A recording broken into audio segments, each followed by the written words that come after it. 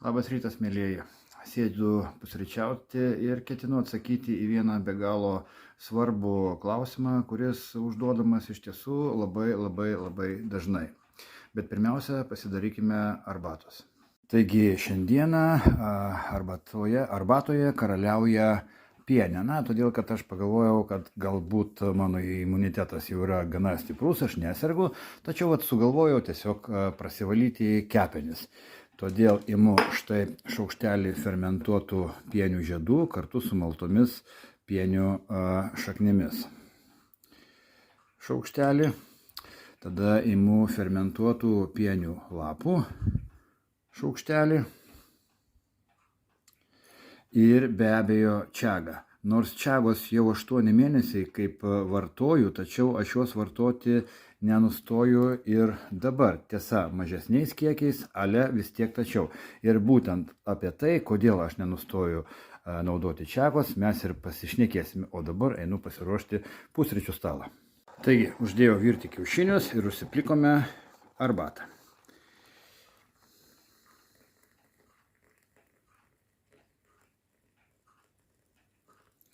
Iš lėto, pilame.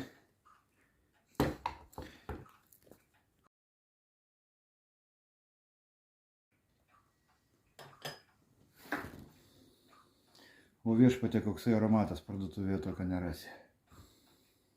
Taigi, mano pusryčių stalas štai toks. Įsipilame arbatėlės. Arbatėlė tai yra štai šita. Ir būtent pakalbėkime apie tai. Nes žmonės labai dažnai užduoda klausimą, pavyzdžiui, kiek man reikia išgerti šitos ar anos arbatos tam, kad aš galėčiau, tarkime, išsigydyti kepenis. Ir šitoje vietoje tokio atsakymo nėra kiek.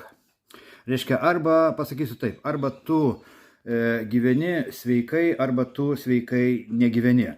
Žiūrėkite, kai gaunasi, kai žmonės nutunka ir jie imasi laikytis dietos. Tada jie visus blogus produktus pašalina lauk, jie pradeda užsiimti sportu, jie pradeda sveikai gyventi, sveikai maitintis. Ta prasme, ir laikosi tol, kol jie tą svorį numeta. Kada jie pasiekia rezultatą, jie pamiršta tą dietą ir vėl sugrįžta į savo tą nesveiką gyvenimo būdą. Ir tas svoris be abejo sugrįžta jiem atgal. Ir tada žmonės keikėsi, sako, čia tos dietos jos neveikia ir visa kita. Tai lygiai taip pat ir bus su bet kokia arbata. Tiesiog sveikas gyvenimo būdas tai yra tavo pasirinkimas. Jeigu tu kažkurį tai laiką pasiryši gerti kažkurią tai arbatą, kepenų valymo arbatą, tai be abejo tol, kol tu gersi tą arbatą, jinai kažkokį tai poveikį be abejo duos. Bet kai tik tai tu nustosi ją vartoti, tai poveikis nustos veikęs ir tie nuodai vėl ims viršų. Tai kągi daryti? Ogi reikia tam, kad būtum tu sveikas, reikia keisti savo įpročius. Įpročiai ir tik įpročiai mus gali išgydyti ir pražudyti. Taigi visam laikui reikia atsikratyti mus žudančių cheminių maisto produktų. Ir vietoj, tarkime, alaus ar latte kavytės, tu turi pasiruošęs būti tos arbatos, kurią aš geriu. Todėl, kad dabar ant mano stalo jau nieko nuodingo nėra. Ir aš žinau, kad aš tikrai nesusirgsiu todėl, kad mano ligą išprovokuos kažkokie toksinai, kuriuos aš suvalgau.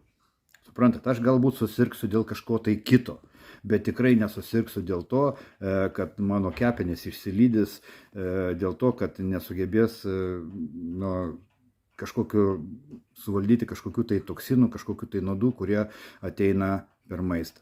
Taigi, kaip ir sakiau, jeigu nori būti sveikas, tai priklauso tiesiog nuo tavo maitinimosi ir gyvenimo įpročio. Taigi aš negaliu pasakyti, per kiek laiko išsivalys tavo kepenis, nes tuo pat metu, kai tu valysi kepenis su kažkokia tai vaistažolė ir išgėręs puodelį šitos gydomosios arbatos, tu užsitepsi ant batono margarino, užsidėsi kažkokią tai sasiską, kurioje nėra mėsos jinai padaryta iš chemijos, užsikasi kažkokiu tai pyragaičių ir tikėsies, kad tu būsi sveikas. To niekada nebus. Neapgaudinėkime savęs.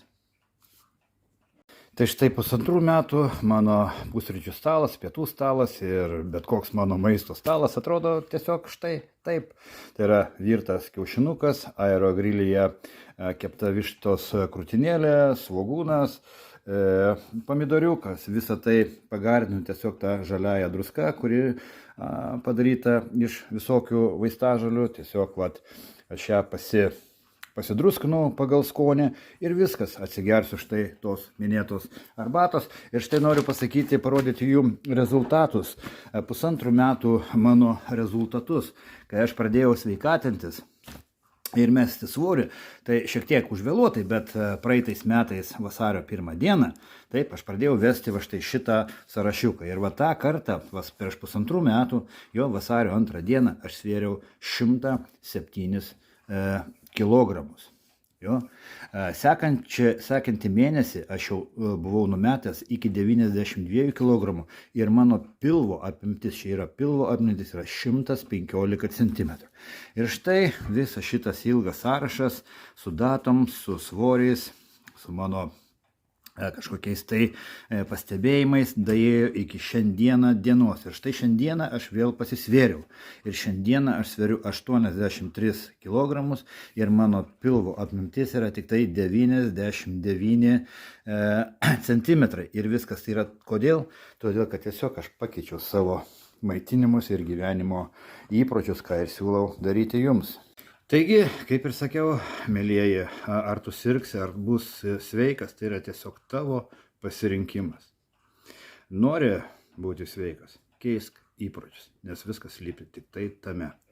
Ir jokie pasiteisinimai čia negalioja. Nori būti sveikas, keisk įpročius. Taigi, sveikatos jums, mielieji.